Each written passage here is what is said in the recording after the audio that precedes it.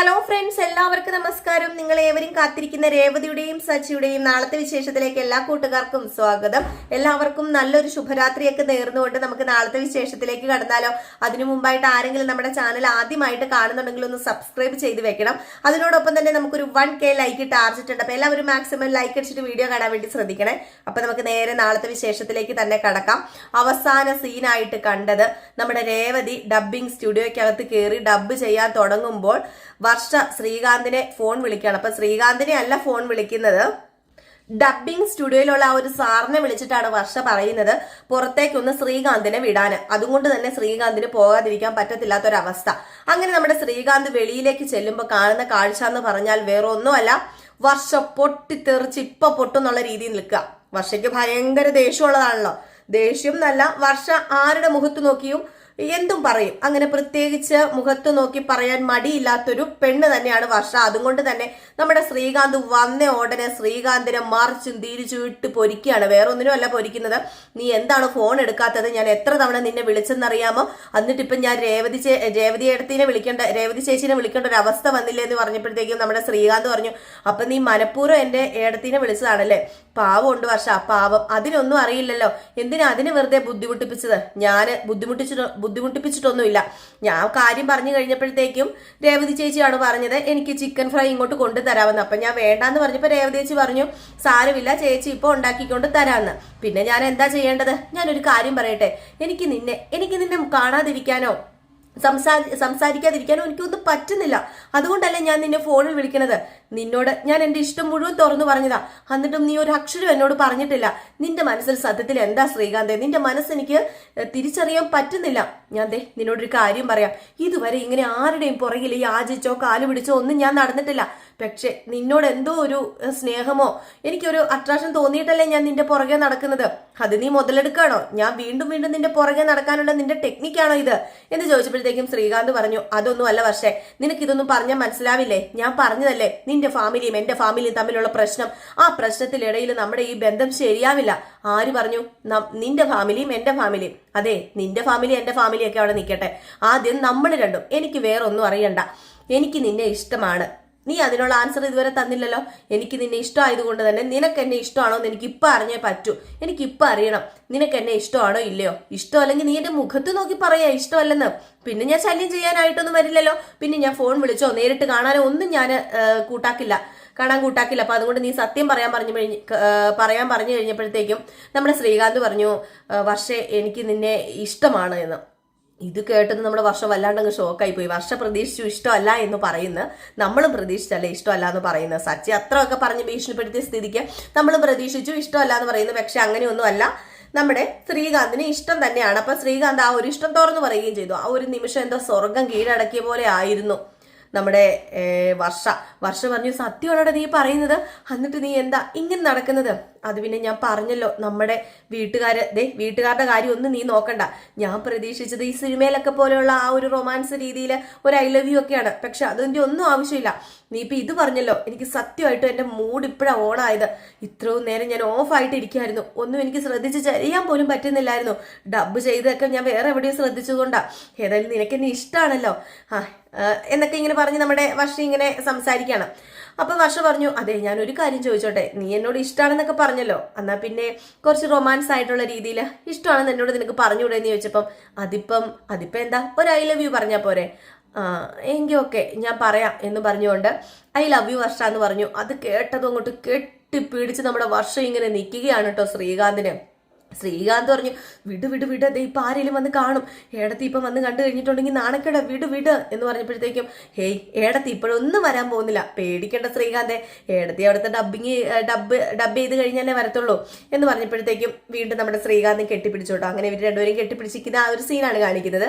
പിന്നത്തെ സീൻ എന്ന് പറഞ്ഞു കഴിഞ്ഞിട്ടുണ്ടെങ്കിൽ നമ്മുടെ ശ്രുതി ജോലിയൊക്കെ കഴിഞ്ഞ് തിരിച്ച് വീട്ടിലെത്തി ഭയങ്കര ടയേർഡായിട്ടാണ് വീട്ടിൽ വന്നത്. അങ്ങനെ വീട്ടിൽ വരുന്നത് കണ്ടത് നമ്മുടെ ശ്രുതി ചോദിച്ചു, എന്തു പറ്റി ശ്രുതി? മുഖത്തൊക്കെ വല്ലാത്ത ക്ഷീണമുണ്ടല്ലോ, എന്താ നിനക്ക് പറ്റിയത്? അത് പിന്നെ വല്ലാത്ത ടയേർഡായിരുന്നു, കുറച്ച് കസ്റ്റമർ കൂടുതലുണ്ടായിരുന്നു എന്ന് പറഞ്ഞപ്പം എങ്കിൽ പിന്നെ ഞാനൊരു ചായ തരാൻ പറയട്ടെ. ആരോട് ചായ തരാൻ പറയട്ടെ എന്ന്? എനിക്ക് ശ്രുതി ചായ എടുത്തോണ്ട് തരുമോ? ഞാനല്ല, ആ രേവതിയോട് പറയാം. ആ രേവതിയോട് പറഞ്ഞ് ഇപ്പൊ ഒരു ചായ കൊണ്ട് തരൂലോ. ഹേ എനിക്ക് വേണ്ട സുധി, അങ്ങനെ ഒരു ചായ എനിക്ക് വേണ്ട.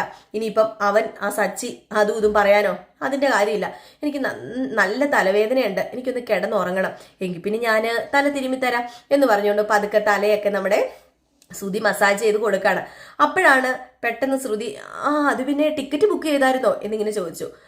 അപ്പൊ ശ്രുതി പറഞ്ഞു ടിക്കറ്റ് ബുക്ക് ചെയ്തല്ലോ, ഞാൻ ബുക്ക് ചെയ്തു, 2 ടിക്കറ്റ് ബുക്ക് ചെയ്തു, അടുത്ത ആഴ്ചത്തേനാ ബുക്ക് ചെയ്തിരിക്കുന്നത്.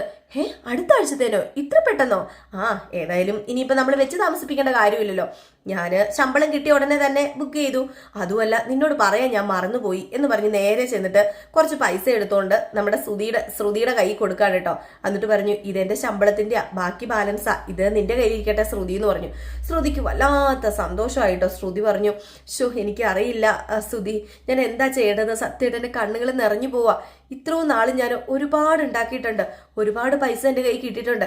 ആ പൈസയൊക്കെ കിട്ടുമ്പോൾ കിട്ടാത്ത എന്തോ ഒരു ഫീലിങ്സ്, എന്തോ ഒരു സുഖം എനിക്കിപ്പോൾ ഈ പൈസ ഇപ്പൊ ശ്രുതി എൻ്റെ കയ്യിൽ തന്നപ്പോൾ കിട്ടി.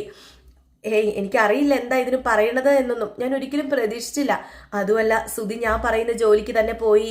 ഞാൻ ഓർത്തായിരുന്നു ചിലപ്പോൾ ഈ ജോലി പകുതി വഴി വെച്ച് ശ്രുതി ഉപേക്ഷിക്കുന്നത്. പക്ഷെ അതൊന്നും ശ്രുതി ചെയ്തില്ലല്ലോ. ശ്രുതി ഏതായാലും നല്ല എഫക്റ്റ് എടുക്കുന്നുണ്ടല്ലോ. എനിക്ക് ഉറപ്പാ ശ്രുതിക്ക് സ്വന്തമായിട്ടൊരു ഷോറൂം തന്നെ ഇടാനായിട്ട് കഴിയും. പതുക്കെ എക്സ്പീരിയൻസ് ഒക്കെ ആയിട്ട് കഴിയുമ്പോഴത്തേക്കും നമുക്ക് സ്വന്തമായിട്ടൊരു ഷോറൂം ഇടണം എന്ന് പറഞ്ഞപ്പം ശ്രുതി പറഞ്ഞു അത് പിന്നെ ഷോറൂമോ? അതിന്റെ കാര്യമൊന്നും ഇല്ലല്ലോ ശ്രുതി, ഞാൻ പഠിച്ച രീതിയിലല്ലല്ലോ ഇപ്പൊ ഈ ജോലി ചെയ്യുന്നത്. എനിക്ക് നല്ല ജോലി കിട്ടുകയാണെങ്കിൽ ഞാൻ ഇതങ്ങ് നിർത്തും. വേണ്ട, ഈ ജോലി നല്ല ജോലിയല്ലേ, ഈ ജോലിയിൽ നല്ല ശമ്പളവും കിട്ടുന്നില്ല ഇപ്പം, പിന്നെന്താ പേടിക്കാനുള്ളത് എന്നൊക്കെ പറഞ്ഞിട്ട് ശ്രുതി പറഞ്ഞു അതിൽ ഈ പൈസ എൻ്റെ കയ്യിൽ തന്നല്ലേ, ഞാനൊരു സമ്മാനം തരട്ടെ എന്ന് പറഞ്ഞൊരു ഉമ്മയൊക്കെ കൊടുക്കാണ്. പേടിച്ചു വിറച്ച് നിൽക്കുകയാണ് കേട്ടോ. ശ്രുതി അങ്ങ് പോയി കഴിഞ്ഞപ്പോഴത്തേക്കും എൻ്റെ ഈശ്വര ഇനിയിപ്പോ എന്ത് ചെയ്യുമെന്നറിയില്ല നമ്മുടെ ശ്രുതി പറയുക, മനസ്സിലിങ്ങനെ വിചാരിക്കുക എന്തെങ്കിലും ഒരു ജോലി എത്രയും പെട്ടെന്ന് കണ്ടുപിടിക്കണം, അല്ലെങ്കിൽ ഇനി ഈ പറയുന്ന എല്ലാം നുണയാന്ന് അറിഞ്ഞു കഴിഞ്ഞാൽ എന്തായിരിക്കും അവസ്ഥ. അതുമല്ല അവിടെയും ഇവിടെയും നിരങ്ങി ഞാൻ മടുത്തു, ഇനിയിപ്പോൾ എന്താ ചെയ്യുക എന്നൊക്കെ പറഞ്ഞാണ് ഇങ്ങനെ ശ്രുതി നിൽക്കുന്നത് കേട്ടോ. അപ്പൊ ഇതിനൊക്കെ ശേഷം പിന്നെ കാണിക്കുന്ന സീൻ എന്ന് പറഞ്ഞാൽ നമ്മുടെ ചന്ദ്ര എങ്ങോട്ടോ പോകാൻ വേണ്ടി തുടങ്ങുമ്പം പെട്ടെന്ന് പലിശക്കാരൻ വിളിക്കുകയാണ്. അപ്പൊ പലിശ, അതായത് ആ ഒരു ഫൈനാൻസിൽ നിന്ന് വിളിച്ചിട്ട് നിങ്ങൾ പെട്ടെന്ന് വന്ന് പലിശ അടയ്ക്കണമെന്ന് പറഞ്ഞു. എന്നിട്ട് ഫോണൊക്കെ കട്ട് ചെയ്തിട്ട് ഇതെന്താ അലാറം വെച്ചേക്കോ കറക്റ്റ് സമയത്ത് തന്നെ വിളിക്കാന്. അപ്പോഴത്തേക്ക് നമ്മുടെ ചന്ദ്ര ഏതായാലും പലിശ അടയ്ക്കാൻ പോകാൻ തുടങ്ങുമായിരുന്നു കേട്ടോ. അങ്ങനെ ചന്ദ്ര ഏതായാലും വിളിച്ചല്ലോ, എന്തെങ്കിലും ആട്ടെ, ചന്ദ്രേട്ടൻ അല്ല കേട്ടോ, രവിയേട്ടൻ തന്ന പൈസ ഇരിപ്പുണ്ടല്ലോ അതുകൊണ്ട് അങ്ങോട്ട് അടച്ചേക്കാം എന്ന് പറഞ്ഞ് നേരെ പോവുകയാണ് പൈസ എടുക്കാനായിട്ട് അലമാര ചെന്നു. അലമാര തുറന്നു നോക്കി കഴിഞ്ഞപ്പോഴത്തേക്കും അവിടെ പൈസ ഉണ്ടോ? അവിടെ പൈസ ഇല്ല. നമ്മുടെ ചന്ദ്ര ഞാൻ ഇവിടെയാണല്ലോ പൈസ വെച്ചത്, പൈസ എന്തിയേ, എന്റെ ഈശ്വര പൈസ കാണുന്നില്ലല്ലോ എന്ന് പറഞ്ഞ് അവിടെ മൊത്തം ആകമാനം ഇങ്ങനെ തപ്പി തടയുകയാണ്. പൈസ കാണുന്നതേ ഇല്ല. അപ്പോഴത്തേക്ക് രവീന്ദ്രൻ അങ്ങോട്ട് വന്നപ്പോഴത്തേക്കും അല്ല രവിയേട്ടൻ ഇവിടെ ഇരുന്ന് പൈസ എടുത്തോ, രവിയേട്ടൻ എന്റെ ആവശ്യത്തിന് എന്ത് വേണമെങ്കിലും എടുത്തോളാം എന്ന് പറഞ്ഞിട്ടല്ലേ അത് തന്നത്, എന്റെ കയ്യിൽ ഇരിക്കട്ടെ എന്നൊക്കെ പറഞ്ഞ് തന്നിട്ട് അത് എന്നോട് പറയാതെ അങ്ങ് എടുത്തോണ്ട് പോയല്ലോ ചോദിച്ചപ്പോ എന്താ ചന്ദ്രൻ നീ പറയുന്നത്, ഞാൻ നിന്റെ പൈസ എടുക്കാനോ ആ പൈസ എടുക്കാനോ, ഞാൻ നിനക്ക് തന്നതല്ലേ, നിനക്ക് തന്ന സാധനം ഞാൻ പിന്നെ നിന്നോട് ചോദിക്കാതെ എടുക്കേണ്ട കാര്യമുണ്ടോ? ഇല്ലല്ലോ, ഞാനൊന്നും ആ പൈസ എടുത്തിട്ടില്ല. ഇപ്പൊ എന്താ പറ്റിയത്, ആ പൈസ കാണുന്നില്ലേ? അയ്യോ രവിയേട്ടാ പൈസ കാണുന്നില്ല. നീ അവിടെ കാണാൻ തപ്പ്, അവിടെ എവിടെയെങ്കിലും കാണും, നീ എവിടെയാണെന്ന് കറക്റ്റ് കൊണ്ടുവച്ചതെന്ന് ഓർക്കുക, അല്ലെങ്കിൽ പൈസ കണ്ടു കഴിയുമ്പോൾ നിനക്ക് ആക്രാന്തമാണല്ലോ, നീ എല്ലാം മറന്നു പോകില്ല ആ ഒരു സമയത്ത്. നീ അപ്പൊ തന്നെ പൈസ കൈ കിട്ടിയപ്പം നിന്റെ കിളി പോയ മട്ടായിരുന്നു, നീ തപ്പാൻ പറഞ്ഞു. അങ്ങനെ അലമാര ഫുൾ അരിച്ചു പിറക്കി, അവിടെ ഒന്നും പൈസ ഇല്ല. ഏതായാലും പൈസ എവിടെ പോയി എന്നറിയാതെ വിഷമിച്ച് നിൽക്കുമ്പോഴത്തേക്കും നമ്മുടെ ശ്രുതി വരികയാണ്. അപ്പൊ ശ്രുതി വന്നിട്ട് എന്താ മെന്ന് ചോദിച്ചപ്പോഴത്തേക്കും അത് പിന്നെ മോനെ എന്റെ കയ്യിലിരുന്ന ആ 1,00,000 രൂപ കാണുന്നില്ലടാ, അത് പോയടാ, അതെങ്ങനെയാടാ പോയതെന്ന് എനിക്ക് അറിയില്ലടാ എന്ന് പറയുമ്പം അല്ലമ്മ അലമാര മുഴുവൻ തപ്പിയോ? തപ്പി അവിടെ ഇല്ല, അവിടെ പൈസയേ ഇല്ല, എനിക്കറിയില്ലടാ ഇനി എന്ത് ചെയ്യുമെന്ന്, ആ പൈസ ആരായിരിക്കും എടുത്തിട്ടുണ്ടാവുക എന്നൊക്കെ പറഞ്ഞപ്പോഴത്തേക്കും പെട്ടെന്ന് നമ്മുടെ ശ്രുതി അങ്ങ് പരിങ്ങാണ് കേട്ടോ. അപ്പൊ ശ്രുതിക്ക് പേടിയാണ്, ഇനിയിപ്പം കണ്ടം പിടിച്ച എന്ത് ചെയ്യും. അപ്പോഴത്തേക്ക് നമ്മുടെ സച്ചിൻ രേവതിയും വന്ന ഉടനെ തന്നെ സച്ചിയോട് രേവതിയോട് ചോദിക്കാൻ പറഞ്ഞു. ഇപ്പൊ ശ്രീകാന്ത് അവിടെ നിൽപ്പുണ്ടായിരുന്നു. അപ്പൊ ശ്രീകാന്തിനോട് ചന്ദ്ര പറഞ്ഞു അവരോട് ചോദിച്ചു ഇനിയിപ്പൊ പൈസ വല്ലതും എടുത്തോന്ന് ചോദിച്ചേ എന്നിങ്ങനെ ചോദിക്കാൻ പറഞ്ഞു. അങ്ങനെ പെട്ടെന്ന് സച്ചി നിങ്ങൾ എന്ത് പൈസയുടെ കാര്യം പറയുന്നതെന്ന് ചോദിച്ചു. അത് പിന്നെ എന്റെ കെട്ടിയോന് കിട്ടിയ ആ ഒരു പൈസ ഇല്ല 1,00,000 രൂപ, അതിന്റെ കാര്യമാ. എന്തു പറ്റി? ആ പൈസ കാണുന്നില്ലേ? കാണുന്നില്ല. അല്ല രേവതി, നീ അവിടെ അടിച്ചു വരാൻ എങ്ങാനും കയറി ഇപ്പം നീ നിലത്ത് വല്ലതും വീണ് കിടക്കുന്ന കണ്ടോ? നീ വല്ലതും എടുത്തോ? അയ്യോ അമ്മേ, ഞാനതിന് അടിച്ചു വാരിയിട്ട് 2 ദിവസം ആയല്ലോ, ഞാൻ ആ മുറിയിലേക്ക് കയറാറില്ലല്ലോ, ഇപ്പം ഞാൻ ആ മുറിയിലേക്ക് കയറുന്നതേ ഇല്ല എന്നിങ്ങനെ പറഞ്ഞപ്പോഴത്തേക്കും സച്ചി പറഞ്ഞു, പൈസ വേറെ എവിടെയെങ്കിലും കൊണ്ട് വെച്ചതായിരിക്കും, അല്ലെങ്കിൽ പിന്നെ കള്ളൻ കപ്പലിൽ തന്നെ കാണുമായിരിക്കും, ഇവിടെ ആകെ ഒരേ ഒരു കള്ളനല്ലേ ഉള്ളൂ എന്ന് പറഞ്ഞ് ശ്രുതിനെ ഒന്ന് നോക്കിയപ്പോഴത്തേക്കും ശ്രുതി പറഞ്ഞു, എന്താ സച്ചി എന്റെ ഭർത്താവിനെ വീണ്ടും വീണ്ടും ഇങ്ങനെ ഇട്ട് കളിയാക്കിക്കൊണ്ടിരിക്കുന്നത്? എന്റെ ഭർത്താവ് കുറച്ച് പൈസ തരാനുണ്ടെന്ന് പറഞ്ഞുകൊണ്ട് ഒരു പ്രാവശ്യം എന്റെ ഭർത്താവ് പൈസ എടുത്തെന്നും പറഞ്ഞുകൊണ്ട് എല്ലാ പ്രാവശ്യം എന്റെ ഭർത്താവിന്റെ മുതുകത്ത് കൊണ്ടുവയ്ക്കാന്ന് ഓർത്തോ? അയ്യോ, ഒരു ഭർത്താവിന്റെ തനി ഗുണം മനസ്സിലാവുമ്പോൾ അറിഞ്ഞോളും എന്ന് പറഞ്ഞങ്ങ് ഒരു ലാഭത്തോടെ പറഞ്ഞങ്ങ് നമ്മുടെ സച്ചി അങ്ങ് വിട്ടു. അപ്പോഴത്തേക്കാണ് ചന്ദ്ര പറയുന്നത്, പൈസ എവിടെ പോയി എന്ന് എനിക്കറിയാം, എന്റെ പൈസ വേറെ എങ്ങും പോയിട്ടില്ല, എന്റെ പൈസ പോയ വഴി എനിക്കറിയാന്ന് പറയുമ്പോഴത്തേക്കും രവീന്ദ്രൻ ചോദിച്ചു, നിന്റെ പൈസ പോയ വഴി ഏത് വഴിയാ? എന്താ നീ ഉദ്ദേശിക്കുന്നത്? അത് പിന്നെ വേറെ ആരുമല്ല എന്റെ പൈസ എടുത്തിരിക്കുന്നത്, ഈ നിൽക്കുന്ന ഇവളില്ലേ, ഈ നശൂർണം, ഇവളുടെ ആങ്ങളെ വന്ന എന്റെ പൈസ എടുത്തത്. ഇവൻ അന്ന് വീട്ടിൽ വന്നപ്പോഴേ എനിക്ക് സംശയം തോന്നിയതാ, ഇവൻ അന്ന് എന്റെ പൈസ എടുത്തോണ്ട് പോയെന്ന്, അവൻ എന്ന് എന്റെ പൈസ എടുത്തോണ്ട് പോയെന്ന് ഉറപ്പാ, അവൻ തന്നെയാ എന്റെ പൈസ എടുത്തിരിക്കുന്നത്, ഇതിന് സംശയിക്കാനേ ഇല്ല, അവൻ തന്നെയാ എന്നും പറഞ്ഞുകൊണ്ട് അങ്ങ് തുടങ്ങി. അപ്പോൾ രേവതി പറഞ്ഞു, എന്താ അമ്മ ഈ പറയുന്നത്? അവൻ വന്ന് പൈസ എടുത്തെന്നോ? അവൻ നിങ്ങളുടെ എല്ലാവരുടെയും മുമ്പിൽ വെച്ചല്ലേ ഇവിടെ നിന്ന് സംസാരിച്ചത്? അവനൊന്നും അകത്തേക്ക് കയറി പോലും ഇല്ലല്ലോ, റൂമിനകത്തേക്ക് കയറിയോ? ഇല്ലല്ലോ. എടി രേവതി, നിന്റെ അനിയൻ കള്ളനല്ലേ, കള്ളന് കഞ്ഞി വെച്ചവൻ അവന് ആ ബൈക്ക് മോഷ്ടിച്ചത് അവൻ തന്നെയാണല്ലോ, അപ്പൊ പിന്നെ ഈ പൈസയും മോഷ്ടിച്ചത് അവൻ തന്നെയാ. നീ ചായ തരാന്നും പറഞ്ഞുകൊണ്ട് നിന്റെ ആങ്ങളേനെ വിളിച്ച് അകത്തേക്ക് കൊണ്ടുപോയിട്ട് നീ ആ പൈസ എടുത്ത് കൊടുത്തോടി എന്ന് ചോദിച്ചപ്പോ അമ്മ എന്താ അമ്മ ഈ പറയുന്നതെന്ന് പറഞ്ഞു. അപ്പൊ രവീന്ദ്രൻ പറഞ്ഞു, എടീ ചന്ദ്രേ, നീ മിണ്ടാതിരിക്കുന്നുണ്ടോ? അതിന് അറിയാതെ നീ ഓരോന്നൊന്നും പറയരുത്. നീ കണ്ടോ? ഇല്ലല്ലോ അവൻ പൈസ എടുക്കുന്നത് നീ കാണാത്ത സ്ഥിതിക്ക് നീ പറയേണ്ട കാര്യമില്ല ചന്ദ്രേ എന്ന് പറഞ്ഞപ്പോഴത്തേക്കും, പിന്നെ കാണേണ്ട കാര്യമൊന്നും ഇല്ലല്ലോ, അവൻ കള്ളനാ, പേരും കള്ളൻ. അയ്യോ അമ്മ, അങ്ങനെ പറയാതെ, അവൻ കോളേജിൽ പഠിക്കുന്ന ഒരു കുട്ടിയല്ലേ, അവൻ അങ്ങനെയൊന്നും ചെയ്യില്ല. പിന്നെ കോളേജിൽ പഠിക്കുന്ന കുട്ടിയല്ലേ ബൈക്ക് മോഷ്ടിച്ചത്, ഇത് അവൻ തന്നെയാ എടുത്തത്, എനിക്ക് ഉറപ്പുണ്ട്. എനിക്ക് ഇപ്പൊ പോലീസിനെ വിളിക്കണം എന്ന് പറഞ്ഞപ്പോഴത്തേക്കും നമ്മുടെ സച്ചി കയറി ഇടപെട്ടു. സച്ചി പറഞ്ഞു, പോലീസിനെ വിളി, നോ പ്രോബ്ലം, പോലീസിനെ വിളിക്കുക. രേവതി, നീ പേടിക്കണ്ട, നിന്റെ അനിയനെ എടുത്തിട്ടില്ലെന്ന് നിനക്കറിയാലോ, അപ്പൊ പിന്നെ ആരാ ഈ പൈസ എടുത്തതെന്ന് അറിഞ്ഞിട്ട് തന്നെയുള്ള കാര്യം, പോലീസിനെ ഇപ്പൊ തന്നെ വിളിക്കാം എന്ന് പറയുമ്പോഴത്തേക്ക് രവീന്ദ്രൻ പറഞ്ഞു, എന്താടാ സച്ചി, അങ്ങനെ പോലീസൊക്കെ വന്നു കഴിഞ്ഞാൽ നാണക്കേടാവില്ലേ? എന്ത് നാണക്കേട്? ഈ വീട്ടിൽ തന്നെ കള്ളനുണ്ട്, അതെനിക്ക് ഉറപ്പാ. അവനെ വന്ന് പിടിച്ചു കഴിയുമ്പോഴത്തേക്ക് നിങ്ങക്ക് സമാധാനം ആയിക്കോളും. അതെ, അവൻ തന്നെയാ പൈസ എടുത്തത്. എടാ സുധി, എടാ കള്ള, നീ അല്ലേടാ പൈസ എടുത്തതെന്ന് ചോദിച്ചപ്പോഴത്തേക്കും, അയ്യോ അമ്മേ, എന്താ ഈ പറയുന്നത്, ഞാൻ പൈസ എടുക്കാനോ എന്ന് പറഞ്ഞുകൊണ്ട് ബബ്ബ വെച്ചോണ്ടിരിക്കുകയാണ് നമ്മുടെ ശ്രുതി. അപ്പൊ ശ്രുതി കയറിയിട്ട്, സച്ചി, അറിയാത്ത കാര്യമൊന്നും സംസാരിക്കരുത്, സച്ചി കണ്ടോ എന്റെ കെട്ടിയവൻ പൈസ എടുക്കുന്നത്? അല്ല, ഈ നിൽക്കുന്ന അമ്മ കണ്ടോ എന്റെ രേവതിയുടെ അനിയൻ പൈസ എടുക്കുന്നത്? കണ്ടോ? ഇല്ലല്ലോ. അപ്പൊ പിന്നെ അങ്ങനെ പറയാമെങ്കിൽ എനിക്ക് ഇങ്ങനെയും പറയാം, ഇപ്പൊ തന്നെ പോലീസിനെ വിളിക്കണം, വിളി പോലീസിനെ വിളിക്കാൻ പറഞ്ഞു. ഏറ്റവും ലാസ്റ്റ് രവീന്ദ്രൻ പറഞ്ഞു, എടാ വിടടാ ആ കാര്യം നീ വിട്, നീ പോട്ടെ, നീ അതും കയറി പിടിച്ചോണ്ടിരിക്കാതെ എന്ന് പറഞ്ഞപ്പോഴത്തേക്കും, ഏതായാലും പോലീസിനെ വിളിച്ചിട്ട് ഇവിടെ ബാക്കിയുള്ള കാര്യം അറിഞ്ഞിട്ടേ ഉള്ളൂ എന്നൊക്കെ പറഞ്ഞിട്ട് നമ്മുടെ സുധിയോട് പറഞ്ഞു, എടാ പോലീസിനെ വിളിക്കാൻ പറഞ്ഞു. അപ്പൊ സുധി പറഞ്ഞു, പോലീസിനെ വിളിക്കുന്നത് എന്തിനാ? അതൊക്കെ വീടിന് വെറും നാണക്കേടല്ലേ?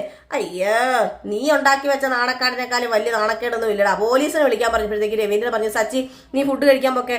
അപ്പൊ സച്ചി പറഞ്ഞു, ഭാരവതി, നമുക്ക് ഫുഡ് കഴിക്കാൻ പോകാം, ഏതായാലും അവര് പോലീസിനെ വിളിക്കുകയോ വരുത്തുകയോ എന്ത് വേണമെങ്കിലും ചെയ്തോട്ടെ, നമുക്ക് വേറൊന്നും അറിയണ്ടെന്ന് പറഞ്ഞുകൊണ്ട് നമ്മുടെ സച്ചി രേവതിനെ കൂട്ടി ഫുഡ് കഴിക്കാനങ്ങ് പോയിട്ടോ. ചന്ദ്ര ഇങ്ങനെ നിൽക്കുകയാണ്, ഒരെത്തും പിടിയില്ലാതെ. ഏതായാലും ചന്ദ്ര നേരെ വിളിക്കുന്നത് വേറെ എങ്ങോട്ടേക്കുമല്ല, നമ്മുടെ ലക്ഷ്മിനെയും അതുപോലെ രേവതിയുടെ അനിയത്തിനെയാണ്. അങ്ങനെ ലക്ഷ്മി ഫോൺ വന്നതേ പേടിച്ചു പറിച്ച ഫോൺ എടുത്തത്. ചന്ദ്ര എപ്പോ ഫോൺ വിളിക്കുന്നു അപ്പോഴൊക്കെ ലക്ഷ്മിക്ക് പേടിയാ. അയ്യോ മോളെ, ചന്ദ്ര ചേച്ചി വിളിക്കുന്നത് എനിക്ക് പേടിയാവും, അവിടെ എന്തെങ്കിലും പ്രശ്നം ഉണ്ടായി കാണുമോ, അമ്മ ഫോൺ എടുക്കാം, അമ്മ എന്തിനാ ഈ തള്ളം വിളിക്കുമ്പോ പേടിക്കുന്നതെന്നും പറഞ്ഞുകൊണ്ട് ദേവു. അപ്പൊ ലക്ഷ്മി ഒരു തരത്തിൽ ഫോൺ എടുത്തിട്ട് എന്താ ചന്ദ്ര ചേച്ചി എന്നിങ്ങനെ ചോദിച്ചപ്പോഴത്തേക്കും നമ്മുടെ ചന്ദ്ര പറഞ്ഞു, എന്താണെന്ന് അറിയണമല്ലേ? എടി, നീ എന്താടി വീട്ടിൽ പുതിയതായിട്ട് മേടിച്ചത്? വല്ല സ്വർണ്ണം എടുത്തോ അതോ ഇനി വീട്ടിൽ വേറെ വല്ല സാധനം മേടിച്ചോ? എന്താ പറയുന്നത്? ഇവിടെ ഒന്നും മേടിച്ചിട്ടില്ല, എനിക്കൊന്നും മനസ്സിലാവുന്നില്ല. ചന്ദ്രേച്ചി എന്താ ഉദ്ദേശിക്കുന്നത്? നിന്റെ മകനെ ഇങ്ങോട്ടേക്ക് പറഞ്ഞു വിട്ട് ഇവിടുത്തെ വസ്തുവകകളൊക്കെ മോഷ്ടിക്കാൻ വേണ്ടി പറഞ്ഞു വിട്ട് ഇവിടെ ഉള്ള പൈസ നിന്റെ മകനല്ലേ എടുത്തോണ്ട് പോയതാ കള്ളൻ എന്ന് പറഞ്ഞു. ഇത് കേട്ടത് ഞെട്ടി നമ്മുടെ രേവതിയുടെ അമ്മയും പെങ്ങളല്ല സോറി അനിയത്തിയും കൂടെ നിൽക്കുകയാണ് കേട്ടോ. അപ്പൊ ഈ ഒരു ഭാഗമൊക്കെ കാണിച്ചിട്ടാണ് നമ്മുടെ വിശേഷം അവസാനിക്കുന്നത്. ഏതായാലും കള്ളൻ കപ്പലിൽ തന്നെ ഉണ്ട്. ആ കള്ളനെ കപ്പൽ മറിച്ചിട്ടിട്ട് നമ്മുടെ സച്ചി പിടിക്കുകയും ചെയ്യും. അതൊക്കെ നമുക്ക് കാത്തിരുന്ന് കാണാല്ലേ. അപ്പം എല്ലാവരും കാത്തിരിക്കുക. എല്ലാവർക്കും വീണ്ടും നല്ലൊരു ശുഭരാത്രിയൊക്കെ നേർന്നുകൊണ്ട് നിർത്തുന്നു. നാളെ രാവിലെ 6:50 ആകുമ്പോൾ ഫുൾ വിശേഷമായിട്ട് വരാട്ടോ. അതുവരെ എല്ലാവർക്കും ടാറ്റാ ബൈ ബൈ.